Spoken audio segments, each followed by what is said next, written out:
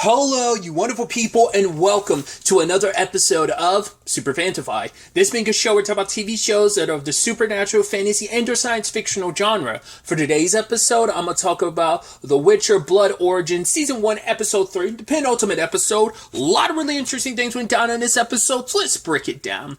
Well, first and foremost, I wasn't expecting, I was like, oh, are they going to be trapped in that other world for a little bit? It's like, no. I guess in the grand scheme of things, because of the length of the show's like half the length of a Witcher season. I wonder what made them decide to do that. Obviously, you can tell, like, obviously pacing-wise, it's like a lot of stuff is happening faster and faster. I think you get the same end result, but it's just like things are like, you're kind of cutting out a lot of the middle, a lot of that journey, a lot of the development on a lot of fronts, I'm sure, which I'm sure that was a criticism against the show. I can understand, I can see that. I'm still like I said, I still enjoy it. Like I said, I think it's still the story we would have gotten, just it's probably expedited. I just wonder what made them decide to go half the season route. I guess because they rather not dedicate a full season to kind of, yes, it's a prequel and it's probably going to be important in a grander lore, but it's also a side story. So, I mean, I guess it's the same thing as like the Witcher, like, animated movie. Like, it was, obviously it's like a, what's that, like an hour and a half? Maybe, I think it's only an hour and a half. It's been a while since I've seen it, but it's like, yeah. So, like, obviously a lot of that, like, happened expeditedly, so I guess it's kind of in that same vein. But either way, luckily Syndra was able to get them out of that other world. I do love that. It's like, man, we're popping into these other worlds, but only for like a fraction of a second. Like, obviously we peeked into that other world with Baelor in this show, but obviously in the original show, we've also like popped into, I can only assume, that world as well, not less the world they're in with all the greenery. At the end of last episode / the beginning of this episode, ends up becoming barren after the conjunction of the spears. But either way, when it's all said and done, they managed to escape and like close the portal. Kind of did like, once again, I always compare everything else to something else, but it kind of reminded me of like the zombies episode of What If with Wong when he got like decapitated. So it kind of reminded me of that in that regard. But luckily, they end up running into Meldorf. I guess she just happened to be like chillaxing there.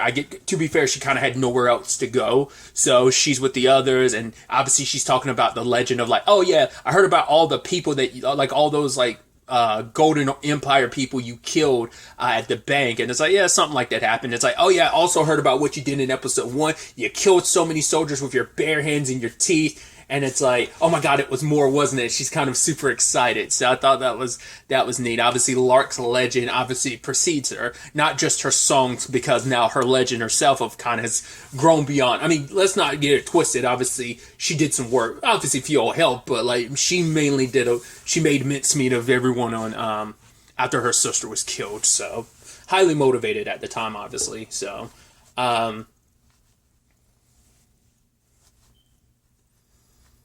But it's like, yeah, still the 6 of them against the entire empire. And it's like, well, we also have to deal with that beast. So it's like, what are we going to do about that? It's like, well, Central has an idea. He thinks that maybe they can make a monster. And I was like, this is the beginning of The Witcher. This is where it all starts. By fusing, taking a spell and fusing them with the monster's heart. Well, he initially wanted to do it himself because it was going to be his way to atone for what he had done. Because all of this was set in motion because of him, so he felt like it had to be him. They ended up kind of rectifying this, but obviously this hits a nerve for Zachary, because it turns out they were on some Full Metal Alchemist Alphonse Elric thing of, yeah, let's try and bring our mom back, and they brought back a monster instead. It's like, and because of that, Syndrome never like ever came back after her passing, probably like obviously like when they try to resurrect her, and that's enough to haunt.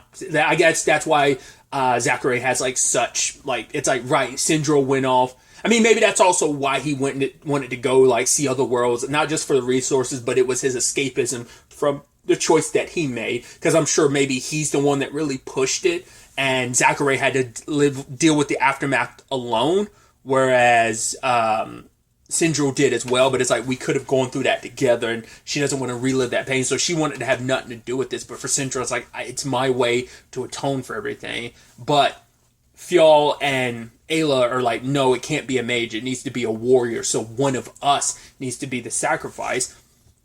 because for both of them, they felt like they had nothing left after, like, both of their clans are going, their families are going. It's like, we have nothing left, so it should be one of us. But Fiol saying it should be him, whereas Ayla saying it's me. Like, my songs are sung. There's nothing left for me, you know. But for him, it's like, you have more you can give to this world. Your songs give people hope. For me, all I do is kill. Like, all I've ever done is kill. This is my opportunity to do something good with my life, to finally not just be on a battlefield, to make a greater, more important difference. So when it was all said and done, the back and forth, I was like, is it really going to be Larker? Because I was like trying to think. I was like, I don't think there's been any female Witchers, have there? I don't remember there being any in the animated movie. Maybe there was. Like I said, I haven't seen it since like around the time season 2 came out, so I don't remember off the top of my head whether or not there ever were any. So I was about to say, was Lark going to be the first and only one? I mean, obviously, you know, Vesemir was going to make Ciri into one, but I kind of figured as much, like with the way they were kind of pulling that back and forth between her and Fial. I was like, it's going to end up being him. He's going to sacrifice himself because he feels like her life is worth more than his. Especially when they had that beautiful moment of, well, everyone's kind of celebrating getting drunk because it's like, right, this is my wake, this is my death, so might as well live it up. But, you know, there was a talk about, like, right, if we were born under different circumstances, it's like, you know, what their lives could have been, who they would have been. Like, if you do survive this, what are you going to do? And for him, it's like all he's ever known is being a warrior. So, like, he never really thought beyond all of that. But for him, it's like, she's like, oh, like maybe you and Merwin would have been together and would have had a whole bunch of like a pack of 20 running around you. But for Fial, it's like, right, what I had with Merwin, it was never real. You know, like I said, like how much of like maybe she legitimately did love him in the beginning, but then he was a means to an end to get him out of the way, to kind of be part of her plan. Not unless she was, I was like, no, because they still sent people after him. That's what I was about to say. Not unless she wanted Fiol out of the way so that he wouldn't be part of the massacre. When she and Eridan and Baylor took power. But like I said, they still came after him later on anyway, him and Ayla, so it's kind of like probably a moot point. But it's like, right, this is her opportunity to have everything she wants, and now it's like, right, it doesn't have to be fake. I can have him as well, and it can be real this time, you know? But Fial's like, I wish I was born under the same star as you, which I was like, oh, that's really sweet. I was wondering if they did it, but it's like, no, they just laid down. They do the deed later, which I'm sure that is going to be pretty significant in its own right. That the fact is that ended up happening after, you know, he became a Witcher. There's kind of this, not kind of, just a straight up beautiful moment between Brother Death and, Meldolf. I think I kept calling her like Meldorf. It's Meldolf. We find out that obviously get greater context. It wasn't just the guy that she killed. There were others who defiled her Gwen, and she hunted each and every one of them down and killed them. Because it turns out, because she explained the story of what happened to Gwen. And it's like, oh, like basically, she had like the biggest bap. She was the most beautiful dwarf, and she could grow a beard, which I was like, we had never met any female dwarves at this point in time, like in The Witcher, I don't think. We only met male dwarves, I think. Maybe we've met females, I just don't remember. But it's like, yeah, like, Meldolf can't grow a beard, but Gwen could. And when it's all said and done, though, she,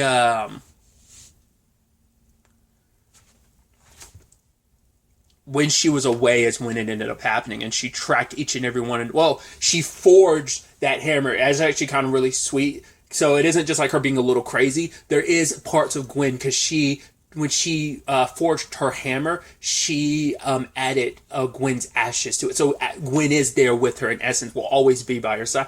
I was like, that's actually, once again, that continues to be like such a tragic and sad story, and it just like, especially like her vulnerability makes you it makes you tear up. You're just like, geez. Especially when her and Brother Death are talking about it later on, of like, she kind of has nothing left. That's why she's willing to do this fight, because like, you know, I've killed everyone that was responsible for Gwen's death. The only thing she had going for her was for her revenge. And it's like, outside of that, I'm empty now. So if I can, go out in a glorious fashion in a great battle, a wonderful battle that would lead to my death, that would reunite me with my love, then so be it. I couldn't ask for a finer death, We also learned a little bit about Brother Blood. I can't say Brother Blood, Jesus. Brother Death. That Brother Blood's going to flow a lot easier off my tongue, especially because Titans and everything doing a Brother Blood storyline. So that's going to be even more, that's already on the tip of my tongue because of that. But either way, Brother Death. I wonder, did I call him Brother Blood beforehand, and did I only just catch myself now? Obviously, if I said Brother Blood before, I meant Brother Death. But either way, he kind of told the story of how him and Zachary met. He was caught up in her mist, and she saw all the terrible things that he had done, but she still saw the good in him, the opportunity for him to kind of begin kind of clearing and cleansing his soul from all the stuff that he's done, so... I would say it's one of those things of right, we didn't really get into it too much of all that he's done, but he makes himself pretty clear, yeah, I'm good with a cleaver. We haven't really had an opportunity to really see that too much, but it is a thing of,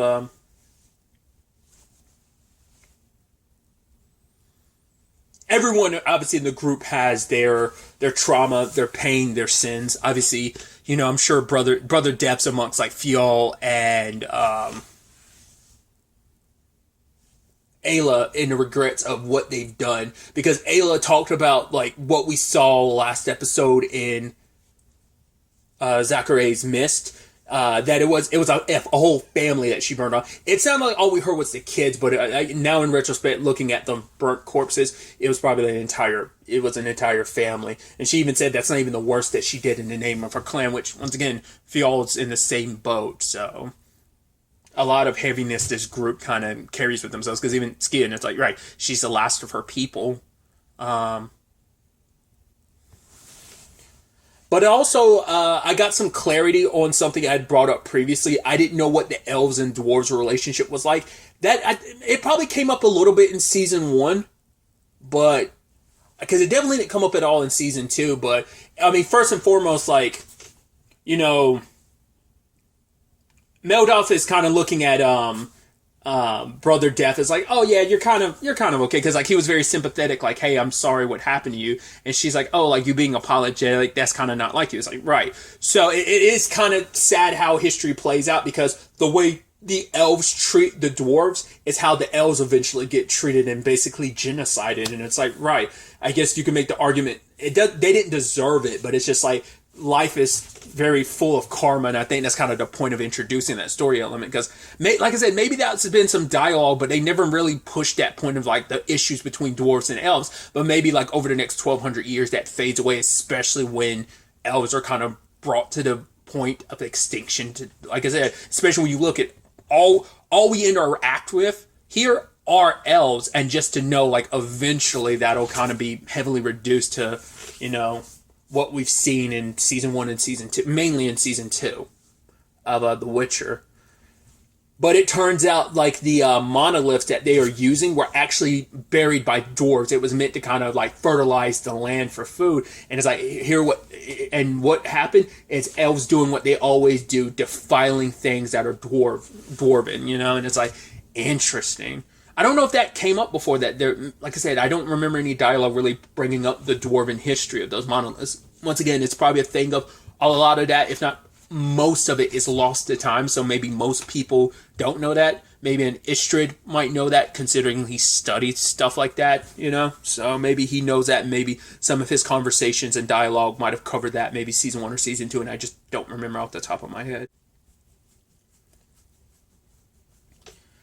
Skian found out from Fiol because he was a little drunk and just kind of, I guess, dealing with Ayla making this decision, that he admits that there's no secret way into the palace. He's if there was one, I would have found it and sealed it away when I was still part of Dog Clan.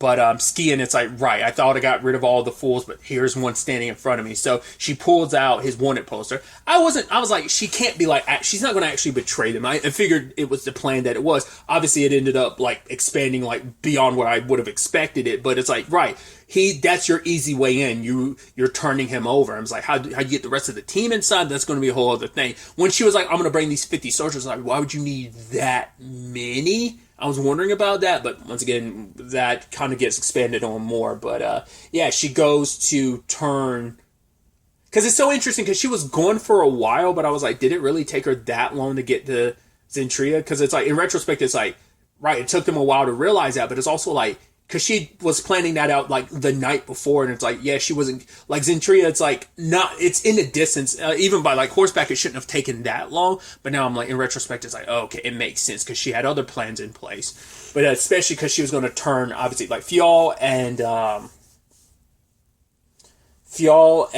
Ayla over, and got money for it, and also wanted to return her tribe sword.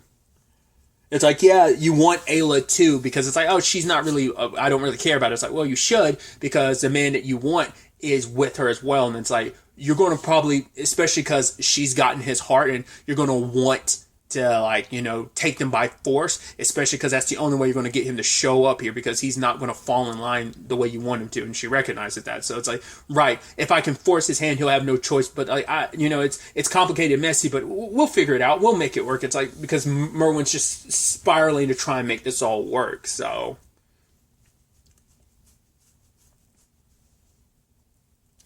focused on seeing herself as the heroine of the story, when actuality you're one of the villains, but no one ever sees himself as the villain of the story. Abalak ended up getting the book they needed from Balor's room, and they're about to like try and open the path for the monolith. But Balor finds out, and I was almost about to say, geez, this poor kid, he's about to get God.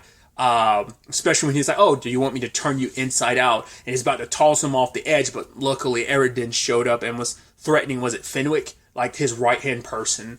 I don't know if she's kind of like, he says my apprentice, but I'm assuming that's almost like his daughter. And the moment like you see that his concern for her, and like she's the one person he like shares all his machinations with, and I'm like, I thought about it last episode. I was like, is she going to be like the true sacrifice he needs? And it's like, yeah, it has to come from the heart. It has to matter. It has to mean something, right? So I can only assume by the way things have played out this episode that he's figured that out himself. That's why later on when he's arrested, he's like, yeah, I only found out at the very end, but it's kind of a moot point now because I can't do anything about it. I'm in this cell that's blocking my magic, and I won't have the opportunity. But the moment he strikes a deal with Merwin, it's like, right. Because Fenwick is like, you can't trust this bitch. And it's like, oh yeah, she said she's thinking you from the bottom of her heart. But he sees this as an opportunity. He knows he has to kill Fenwick, someone that is close to him. He basically has to cut out his own heart. That's true sacrifice. He was like, right, true sacrifice has to kind of come from within. Like, sacrificing people you don't know and care about, that's, even children, it's easier than actually sacrificing someone you really care about. I mean, it's like, because no sacrifice he's done up so far, because Merwin is in a bigger position because she willingly sacrificed her brother. I guess maybe like if she sacrificed Fjall, it'd probably cut even deeper, maybe, especially considering she's going so far above and beyond for him. Because Merwin needs Balor to open the gateway to the other world, because Avalok can't. So that's why she had to strike a deal. And I thought it was so interesting where it's like, you see me as this princess who's kind of, you don't see me for me.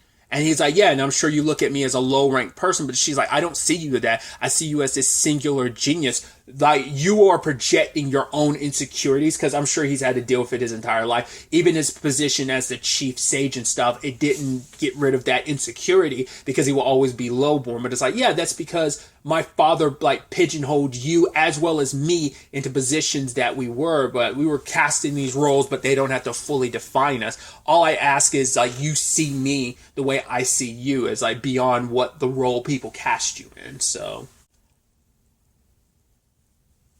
But circling back to Fjall, he is going through the process. And obviously, we know it's a painful process. This is the first time we've ever seen it, though. Maybe the animated movie showed it. If once again, it's been a while, so I don't remember.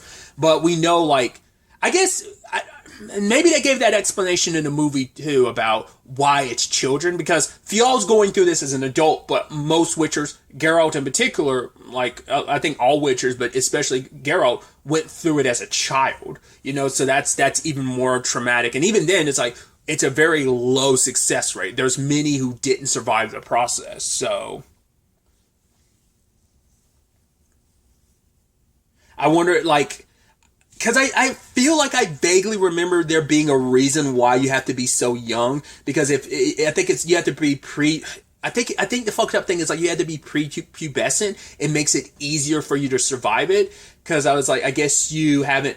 I don't remember the reasoning for it, but I think I vaguely remember that being a thing. Like you have to be pre-pubescent to like become a witch. Like the process is you're more likely to survive it that way. But I guess it's like Fionn being an adult. I mean, that also means there's probably a lot of trial and error down the path of trying to make adults, and how they eventually settled on like doing it to children. I don't know. It's interesting too because Ayla was making the whole point about like Ithaline's prophecy of two becoming one, and that's what's like me and this monster becoming one, and but it ended up being Fionn. But my interpretation had always been Fionn and Ayla like getting together to becoming one, as in like them having a baby, which they could have shacked up and ended up having a child. Which I wonder, like, are we going to find out that has some... I was wondering, like, for a second, I was like, not unless that has something to do with Ciri. Like, because I was about to say, like, the child of, like, a Witcher, like, and eventually, like, it, like, dived down in that... I was like, I don't think that's going to end up being the case, though. I was just wondering, because it's supposed, like, Ciri's lineage and stuff, like, stems from, like, elder blood and stuff. So I was like, I don't think... I mean, not unless there's some correlation there, but it's like, because you if she gives birth to a child, it's going to be a Witcher, but that doesn't really jumpstart. Maybe it's like, I was like, because there's no like true born like Witcher lineage like that, so they have to be made. So, and they've never brought up the point of like a Witcher being born. So like, that's why I'm wondering if that's going to be the correlation, if there's going to be some connection to like Ciri's bloodline or something like that. That she has a deeper connection to the Witchers than even she was aware of. Like the Elder Blood stuff might have stemmed from this. Because we do know that they are elves. Because last season, obviously, there was that story about that elf who's her ancestor. Not unless she's like one of like Ayla's descendants or something like that. I don't know. Well, Ayla and potentially Fion's descendant. We'll see. Obviously, next episode will kind of give us a little more clarity on all of that. But the process was, I mean, everything he went through, all the pain he was going through, it's like, yeah, that's just to prepare him. It's like, what? That's not the actual procedure. It's like, no. And then the actual procedure, it's like tendrils from the heart inject themselves into his body, and it seems like he dies, but he dies to kind of be resurrected. And I thought it was even a sweet moment of when they're in the middle of having sex. He's like, I would die for you, and she's like, you were already dead, So obviously it's a lot to kind of try and control, but he's feeling her heartbeat and like listening to her song. It's what keeps him holding on, because they have to use him against the monster before this completely consumes him. So I'm curious, when it's all said and done, the first Witcher, like, will Fionn kind of go out there on his own, or will he stay with Ayla? Because it's also going to coincide with the conjunction, so he might have to stay around to hunt these monsters, and maybe he goes off his own to leave Ayla behind, because it's like, I can't be around anyone, not you or our child, potentially, while I'm the way I am. And so he goes off to, and maybe Zachary and Central follow suit. I feel like both, not, I can see Zachary living and Syndrome not, but I could also see it easily the other way around, where he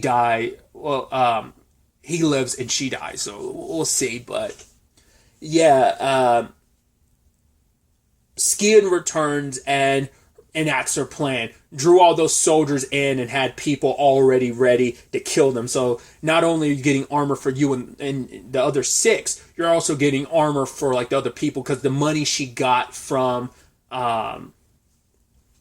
Merwin she used to buy swords, so got a little army of their own, so it worked out. And obviously Merwin kind of doing her thing, and it's just, I even love her like shooting those 2 last guys with the arrows at the end, and it's like, oh yeah, Gwen, she gets a little jealous, you know, so I was like, that's kind of sweet. Once again, it kind of gives me like the whole, especially because of like Love and Thunder, Thor Love and Thunder, kind of gives me like Mjolnir and Stormbreaker kind of almost kind of thing. So, and I love they meet Home Dude, and it's like his nickname is like the One Night. He's like, well, but it's just a nickname. They're enormous. They're like pomegranates or whatever. It's like, go ahead, tell her. It's just like, okay, whatever, dude. But it's like, yeah, Skian's plan worked out in the end. So it's like, right, let's bring Fjol, and he'll be our way in. Like, we're turning him over, and they're all hidden in armor. And it's like, all right, you know, Meldolf is ready to kind of make this be her end. And I even love Brother Death being like, right, could you ask Gwen to avenge your elven friend if I fall first? And she's like, yeah, she can be, she's okay with that. She can do that. She'd be delighted to. And I was like, I do love that budding friendship. That's why I hope they both survive this, so that they can keep going together, and maybe they could be a bridge between the dwarven and elven relationships. But, you know, there's a good chance a lot of them don't end up surviving this, but we'll see how it all shakes out. Obviously, the next episode is the finale, so obviously they're going to win, but once again, what's going to be sacrificed, what's going to be lost along the way, because Ayla's like, no, I'm going to get Merwin, we're going to get Fjol to that monster, because he's got to be the one to take it on. So, and obviously Sindril and Zachary, like, you know, like I said, which one of them is going to fall? I mean, it could easily also be both of them, so I'm curious to see who actually comes out of this alive in this tale. So we'll ultimately have to wait to see where the finale takes us with all of this. But really, that's all I wanted to talk about. Till the next time we meet, be happy, be safe, live life to the fullest, and enjoy it. Good day, and goodbye.